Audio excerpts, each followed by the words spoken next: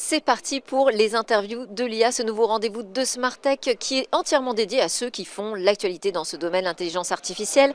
Autour de la table, aujourd'hui, Fabrice Matteo. Bonjour Fabrice, qui a enquêté sur les métiers de l'intelligence artificielle. Olivier Debenier est également avec nous. Bonjour Olivier, fondateur de Lingua Custodia. Et Armelle Sachivi. Bonjour Armelle. Convaincu que l'IA est une alliée pour développer un réseau social. Alors cette émission, je vous l'ai dit en introduction, elle est tournée à l'occasion de la cinquième édition du palmarès de l'informaticien. C'est un événement qui récompense les meilleurs produits, services IT dans de nombreuses catégories. On parle évidemment d'applicatifs, de cloud, d'infrastructures. On parle aussi beaucoup d'intelligence artificielle. En particulier cette année, on s'en doute. On va commencer ensemble, Fabrice. Donc Fabrice Matteo, vous publiez ce guide des métiers de l'intelligence artificielle aux éditions de l'étudiant. Vous voyez des professions vraiment émergentes dans l'IA aujourd'hui en entreprise? Absolument. Absolument. Il y a nombre de métiers qui sont en train de se créer, qui existaient déjà depuis quelques années, qui se sont renforcés depuis l'avènement de ChatGPT, et notamment dans l'IA générative qui a été induite par ChatGPT. On assiste à la création de métiers comme par exemple Key Switch Engineer. C'est l'ingénieur qui sera chargé Ça, j'adore les dénominations. de couper court à l'IA si jamais elle hallucine ou si jamais elle déborde de ses prérogatives. Là, pour le coup, c'est un exemple d'un véritable nouveau métier né avec les IA génératives. Vous expliquez très bien dans votre guide, d'ailleurs, il y a tout un jargon que vous essayez de démocratiser. Vous nous dites aussi qu'il y a beaucoup de métiers en fait, qui ont vécu des renamings. Oui. C'est ça, hein? Oui, c'est-à-dire c'est difficile de saisir exactement qu'est-ce qu'il y a dans chaque métier parce que c'est tout nouveau, parce que les entreprises ont leurs propres besoins et les besoins sont différents. Et parfois, sous la même dénomination, on a des métiers différents et parfois on a des métiers identiques sous des descriptions différentes. Et pour s'y retrouver, on se dit, oh là là, ça va être compliqué parce qu'à chaque fois, il y a une terminologie différente. Et moi, j'ai bien aimé la manière dont vous abordez ce sujet, en fait. Vous posez la question, et, voilà, vous avez envie de travailler dans quoi? Dans l'infra, voilà, vous décrivez en fait chaque grande catégorie de métiers et à l'intérieur, vous donnez le nom de ces nouveaux métiers. Et ça, j'ai trouvé que c'était une manière de vraiment s'adresser, peut-être, j'imagine, aux jeunes, non, qui sont encore... Entre autres. En train de chercher De dans quelle branche s'orienter. Pas que. Ouais, pas que. Oui, parce que l'IA, je dis dans le livre que toutes les voies de l'IA sont pénétrables. C'est-à-dire qu'on peut effectivement faire une formation école d'ingénieur, spécialisation en IA, qui va nous mener vers une voie royale, vers les métiers d'IA, mais on peut aussi se former soi-même. Les entreprises IA sont à la recherche de profils et les gens qui s'auto-forment sont aussi acceptés et regardés avec intérêt par les entreprises. Alors on a parlé des nouvelles compétences, des métiers qui sont un petit peu transformés. Quel est le niveau véritablement d'adoption de ces nouveaux métiers dans les entreprises? Qu'est-ce que vous avez pu constater quand vous avez mené votre enquête? Les chiffres diffèrent beaucoup selon les études. On peut dire que l'IA est en train de pénétrer tous les départements des entreprises. Maintenant, à savoir exactement le degré d'utilisation de l'IA, c'est difficile. Certaines études avancent que 30% des salariés sont formés à l'IA, d'autres 60%. Enfin, c'est difficile de tirer au clair. Mais ce qui est sûr, c'est que l'IA investit l'entreprise, du marketing au support client notamment, mais en passant par la gestion des stocks et les autres départements. Alors, vous démarrez votre ouvrage non pas en adressant directement la question des métiers, mais en expliquant de quoi on parle. Qu'est-ce que l'intelligence artificielle, les différents types d'IA et tout ça. Pourquoi? Vous pensez qu'on a encore vraiment besoin d'évangéliser, et même auprès des jeunes qui sont quand même aujourd'hui très familiers finalement de ces nouveaux outils? Oui, c'est une très bonne question. Je me suis attaché, en première partie de l'ouvrage, il y a 3 parties, je me suis attaché quand même à remettre en place qu'est-ce que la place de l'IA aujourd'hui, notamment d'un point de vue technologique, d'un point de vue économique, d'un point de vue politique, parce que l'IA c'est un enjeu technologique, c'est un enjeu de boulot pour certains, mais c'est aussi un enjeu de souveraineté. Les États, bien sûr, Vladimir Poutine en 2017 disait déjà « celui qui maîtrisera l'IA sera le maître du monde ». C'était en 2017, c'était avant ChatGPT. Alors maintenant, a fortiori. Alors, vous avez un chapitre aussi qui pose cette question, pourquoi travailler dans l'IA? On a besoin de motiver encore pour aller dans l'IA? Je ne sais pas si on C'est a pas besoin le de... truc hyper sexy du moment quand même, Oui, Fabrice? je ne sais pas si on a besoin de raison, mais en tout cas, j'essaie d'en expliciter 7 ou 8, je crois. Oui, on peut le faire par opportunisme, on peut le faire parce que c'est la voie royale à l'heure actuelle. Et oui, j'espère en tout cas que cet ouvrage permettra à ceux qui ont envie de découvrir, notamment dans cette première partie, de voir un peu les enjeux, avant d'aller vers le pur et dur, c'est-à-dire la description des métiers et des témoignages de personnes qui exercent le métier que j'ai décrit. Oui. Vous donnez aussi 7 conseils pour se reconvertir dans l'IA. Parce que vous l'avez dit, en fait, il n'est jamais trop tard, c'est ça? Pour Exactement. se mettre à l'IA. Et il y a tellement de besoins finalement. Voilà, que c'est un sujet qui doit nous intéresser tous. On ne va pas donner 7 conseils, mais allez, 1 ou 2. Pour se reconvertir, vous me collez une colle, vous me posez une colle, pardon. Non, Ah, vous voulez que je reprenne? Non, je vais vous répondre.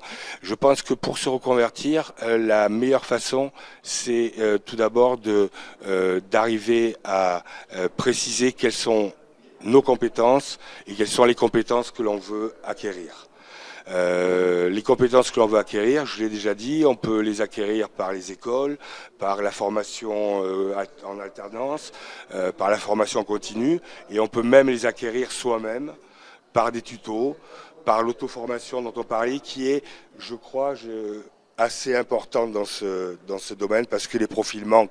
Il manque de profils d'IA dans toutes les entreprises. Armelle, Olivier, vous avez des questions sur ces nouveaux métiers de l'intelligence artificielle? Je sais que c'est un sujet que vous connaissez bien, mais on a quelqu'un qui a passé quand même du temps à réfléchir sur ce que ça transforme au niveau de l'emploi. Olivier? Alors nous, sur l'aspect de la formation à l'IA, c'est en effet quelque chose qui change beaucoup, qui a un impact fort, et on en parlait avant le début de cette émission. Pourquoi est-ce que ça a un impact fort et pourquoi ça génère certaines craintes aussi? Ça génère certaines craintes, c'est une innovation technologique, mais on en a eu d'autres. Ouais. Sauf que cette fois-ci, cette innovation technologique touche les cols blancs. Et donc du coup, ça génère un intérêt particulier en disant « mince, moi aussi je suis concerné ». Parce que bien que j'ai fait Bac plus 5, Bac plus 7, hein, mais au final, c'est un nouvel outil. Et donc la question, c'est comme pour tous les outils, comment on apprend à s'en servir et quelles sont les techniques pour apprendre à se servir de ces outils. Effectivement, la menace qui pèse à l'heure actuelle sur les métiers touche plus les cols blancs, c'est-à-dire que le médecin sera plus menacé que l'infirmière qui va procurer des soins à la personne qu'il est difficile de remplacer à l'heure actuelle, sans attendre l'IA robotique et agentique qu'on nous promet pour dans quelques années encore. Oui, qui ne prodiguera peut-être pas des soins infirmiers non plus. Hein. Armelle, peut-être, j'imagine que la recherche de nouvelles compétences, c'est un sujet qui est important aussi. Hein, quand on se lance dans un réseau social, on va en parler, vous embarquez une brique d'intelligence artificielle désormais. Compliqué de trouver des compétences? Compliqué, non. Parce qu'il y a des personnes qui veulent être intéressées par l'IA tous les jours. Donc je pense que c'est surtout la demande de formation, les formations précises, surtout pour les jeunes. C'est vraiment les formations qu'ils recherchent et c'est pas assez accessible aujourd'hui. Et je pense que ça devrait être un peu plus démocratisé pour que justement les jeunes puissent très rapidement s'emparer de l'IA. On a encore un déficit sur les formations, Fabrice? Oui, je crois. Je crois que la formation idéale, l'école d'ingénieur et puis la spécialisation IA, elle est en marche. En revanche, le simple fait que des gens se forment par eux-mêmes et aboutissent et arrivent à obtenir des métiers, arrivent à obtenir des jobs dans l'IA, prouve qu'il y a encore un déficit de formation. Alors, vous parlez aussi de l'IA comme motif de licenciement. Parce que ça arrive déjà, voilà, à voir si c'est quand même pas une erreur a posteriori, mais aussi comme l'IA qui est un moyen de garder ses salariés et finalement de les motiver. Oui, d'innovation technologique, effectivement. Vous prenez Et des puis, notes, je vois prendre oui, des notes. oui, parce que vous m'avez posé 2 questions. Et oui, oui, une innovation technologique.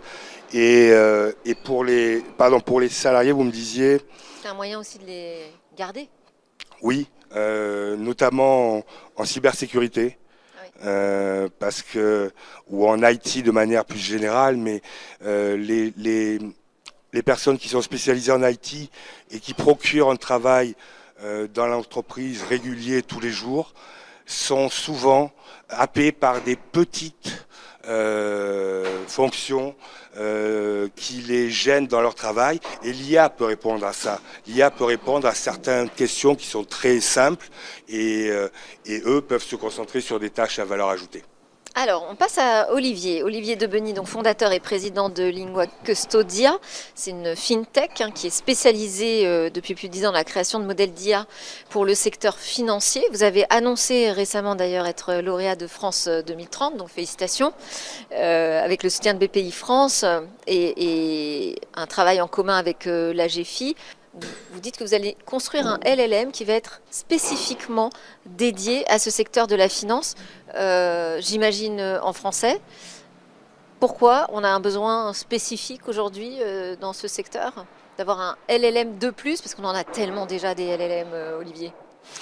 Donc nous, on vient, en effet, on est une société spécialisée dans la création de modèles d'IA générative pour ce vertical financier.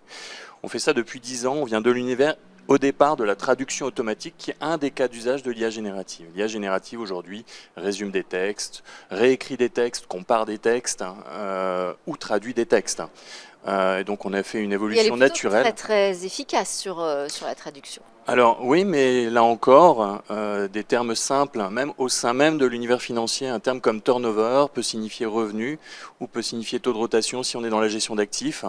Et donc, quand on parle de LLM, pourquoi elle est spécialisée pour la finance? Un LLM généraliste aujourd'hui ne va pas forcément savoir que pour une opération financière, quand on lui demande quelle est la date de cette opération financière, il va vous donner une date. Il ne sait pas qu'il y en a deux.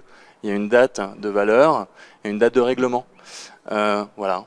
Alors ça veut dire qu'il faut lui apprendre. Exactement. Donc comment est-ce que vous procédez? Comment est-ce que vous allez vous y prendre pour monter ce LLM vraiment spécifique pour la finance? Donc un LLM aussi, pour réexpliquer ce que c'est, un LLM c'est vraiment la brique technologique qui est derrière des outils qu'on connaît comme ChatGPT. Donc derrière ChatGPT, c'est des modèles qui s'appelaient GPT 3, 4, etc. C'est un grand modèle de langage. C'est un large language model. Qu'ensuite un chatbot va interroger pour apporter ses réponses. Exactement. Donc en fait, tout repose sur la donnée. Donc l'idée, c'est de partir d'un modèle de base open source existant aujourd'hui et de lui faire apprendre du jargon financier. Alors plusieurs, on en prend plusieurs parce qu'on teste avec plusieurs et de tester, de lui donner de la donnée à la fois qualitative financière, c'est là où la donnée de la GFI et son historique est intéressant en termes de publication d'articles, mais on a aussi d'autres données qu'on a récupérées, et puis aussi de l'apprendre à faire certains types de tâches, de l'analyse de sentiments sur est-ce que c'est plutôt positif ou négatif, tel rapport sur un titre financier, ce genre de choses, de la classification de documents, tous ces aspects-là. La notation financière. Exactement, exactement. Donc c'est comme ça qu'on fait. On part d'un modèle de base, on lui donne de la donnée, on le surentraîne et on vérifie ensuite sur certains benchmarks qu'il performe mieux que le modèle de base. Donc ça veut dire que la donnée est bonne. Une fois qu'on a bien identifié le set de données, on prend différents modèles et on réplique ça et on voit quelle est la performance maximale qu'on peut atteindre. Et vous le faites en français. Aujourd'hui dans la finance, on n'est pas complètement en anglais? Alors pas du tout. Okay. En fait, il y a un gros besoin. Juste les acronymes. Vous demandez à un modèle open source, aujourd'hui même des gros, ce que veut dire, à quoi sert la BPI, et il va vous répondre la Banque Populaire de l'Indre fait ceci. Enfin, vous voyez, c'est le côté aussi, enfin tous ces mécanismes, non seulement les acronymes, donc ça c'est vraiment de la connaissance financière française en tant que telle.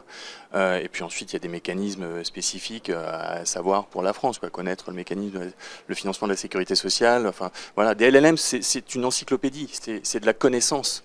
Et le tout, c'est de justement s'assurer que notre culture et la culture financière de la place de Paris est représentée dans ces modèles. Ça prend combien de temps de créer un LLM, de l'entraîner, de lui apprendre, de corriger, pour en faire véritablement un outil référent pour le secteur? Alors, c'est long. Ouais, c'est-à-dire, ça se compte en quoi? C'est long. En mois, en années? Non, alors c'est quelque chose qu'on peut faire. Ça dépend de la puissance de calcul dont on dispose, mais c'est entre 12 et 18 mois. Vous avez la phase de collecte de données qui est très très longue, qui est la plus difficile et la plus intensive en ressources. Ensuite, vous avez l'entraînement du modèle qui nécessite la puissance de calcul, donc ça va dépendre des supercalculateurs qu'on utilise. Et ensuite, l'évaluation. Qui en elle-même est un sujet, parce qu'aujourd'hui il y a encore un gros débat, il n'existe pas encore officiellement de benchmark. On est les premiers à sortir un modèle comme ça en France, un benchmark clair pour bien noter ce genre de modèle. Donc on doit créer aussi des modèles d'évaluation. Et vous devez aussi partir des usages, de l'utilisation. Qu'est-ce qu'on va faire? Qu'est-ce qui intéresse aujourd'hui le secteur de la finance, de travailler avec ces IA génératives? À quoi ça servira? À quoi ça sert déjà aujourd'hui? Voilà, complètement. Donc on a commencé le projet par une étude de marché, une étude de place, en allant voir une quinzaine de grands établissements bancaires pour leur demander quels sont aujourd'hui les grands cas d'usage de l'IA générative. On les a catégorisés et quels sont les problèmes par rapport à ces cas d'usage pour lesquels les modèles génériques ne fonctionnent pas et pourquoi. Donc on a commencé par là. Donc les cas d'usage, je ne vais pas tous vous les citer. Non, mais quelques-uns. Il y a une quinzaine. Le plus gros, c'est ce qu'on appelle en termes techniques le RAG. C'est le Retrieval Augmented Generation, la capacité d'interroger en langage naturel des données non structurées. Vous avez des producteurs de contenu dans les banques, dans les institutions financières, qui produisent beaucoup de données. Ils veulent s'assurer que ceux qui consomment ce contenu puissent justement l'interroger facilement. Donc ça, c'est le premier vrai gros cas d'usage là-dessus, mais il y en a d'autres. Il y a la classification de documents. Quand on veut savoir connaître ses clients, il faut traiter plein de documents non structurés, savoir est-ce que ça c'est une pièce d'identité, est-ce que ça c'est un rapport, un bilan, une liasse fiscale, etc. Être capable de classer ça correctement. Tout ça, ce sont ces cas d'usage-là. C'est vraiment très très spécifique, effectivement, on le comprend à ce secteur. Est-ce que vous avez des questions sur Fabrice? Oui. Fabrice, un confrère aussi, auteur et confrère, donc Exactement. j'imagine que vous avez des questions. Oui, j'en ai une. Comment est-ce que vous collectez les données? À qui vous vous adressez? Alors, on collecte de la donnée. Alors, il y a plusieurs stades. Il y a de la donnée open source qu'on peut aller récupérer, qu'on peut ensuite aller trier pour récupérer la donnée spécifiquement financière. Ensuite, comme nous, on est présent sur le marché depuis plus de 10 ans, on a collecté énormément de documents sur le web, de la donnée libre de droit, ou via des clients avec lesquels on a passé des accords. Et puis c'est tout l'intérêt en fait pour créer pour ce genre de projet d'avoir une association entre une société experte en modèle d'IA et un média qui dispose de beaucoup et de tout un historique de données en français de haute qualité pour pouvoir justement créer ce modèle. C'est comme ça qu'on a. Mais le gros sujet, c'est en effet la donnée. Et avec la GFI, j'imagine. C'était ça l'objectif. Ouais. Voilà. Armel Sachivi, donc vous êtes le cofondateur de Polymate, qui est un réseau social qui rémunère ses utilisateurs. Vous allez peut-être nous expliquer un peu comment ça fonctionne. Mais moi, ce qui m'a intéressé, et c'est pour ça que je vous ai invité aujourd'hui, c'est que vous annoncez l'intégration d'une intelligence artificielle pour apporter de la modération sur ce réseau social et aussi de la suggestion de contenu, donc créer des nouveaux liens entre les utilisateurs. Et alors je me suis dit, bon, les algorithmes aujourd'hui, à la fois de modération et de recommandation, ce sont finalement les premières cibles. C'est ce qu'on dénonce en premier quand on parle des dérives des réseaux sociaux. Alors vous y allez comment? Avec tout ça en tête, évidemment, j'imagine. Alors on y va de façon très naturelle. Ce qu'il faut savoir, c'est que au niveau des réseaux sociaux aujourd'hui, et c'est ce qu'on a constaté, il y a plusieurs reportages qui ont déjà eu lieu par rapport à ça, c'est que derrière les réseaux sociaux, il y a la modération en effet automatisée, mais il y a aussi la modération par des humains. Ça, c'est une chose très importante. Et à partir de ce moment-là, on s'est posé... alors, nous, on adore les réseaux sociaux, mais vraiment, c'est quelque chose qui nous passionne. Ah bon, les dérives, ça vous inquiète pas? Alors, justement, c'est que on a eu l'occasion, justement, de voir un reportage dans lequel on a vu des personnes rester devant l'ordinateur et faire de la modération. C'était, il me semble, en 2020. c'est les ouvriers de l'IA. Exactement. Et on a vu que justement, en parlant de santé mentale, c'était assez compliqué pour eux justement à tenir psychologiquement, Ouais. comme dans la vie de tous les jours. Et on s'est dit, voilà, on crée un nouveau réseau social.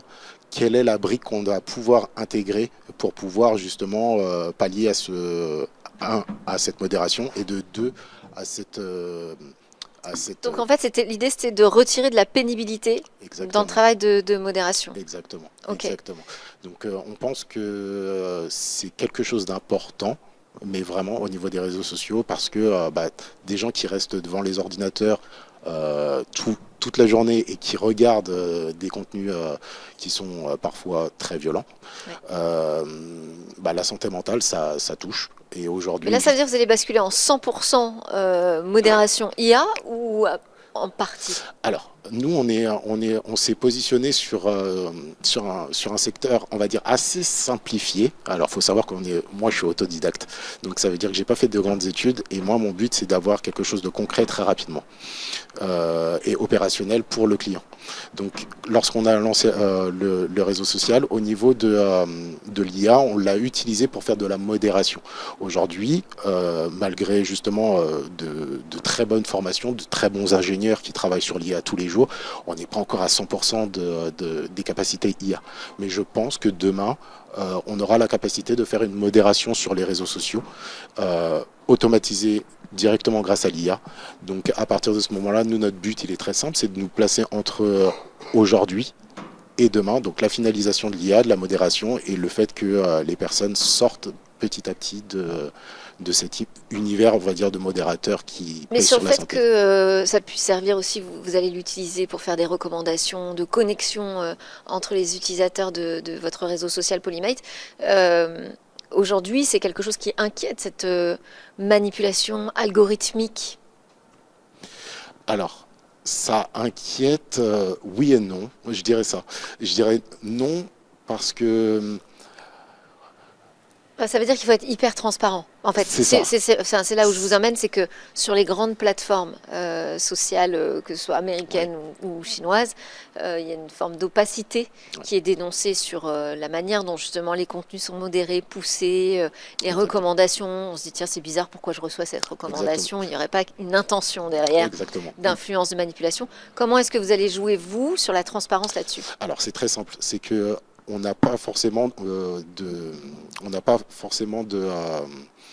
code qui remonte certaines informations.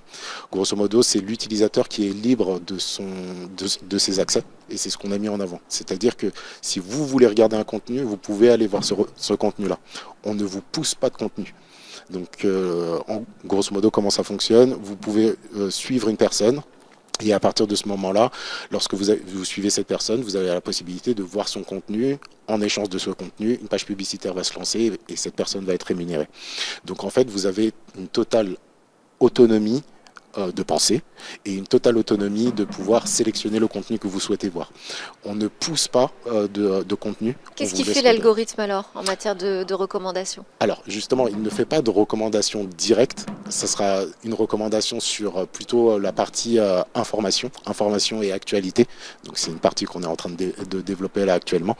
Mais il ne pousse pas le contenu des utilisateurs, mais plutôt le contenu actualité au niveau... C'est vraiment intéressant parce que ça montre à quel point ces sujets d'intelligence artificielle, c'est aussi beaucoup de questions éthiques, de transparence vis-à-vis des utilisateurs.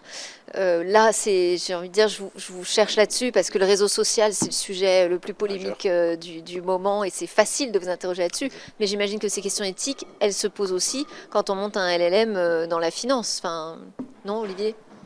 Absolument. Et puis la question qu'il faut aussi se poser, et c'est une question intéressante, c'est une modération par un LLM versus une modération par un être humain.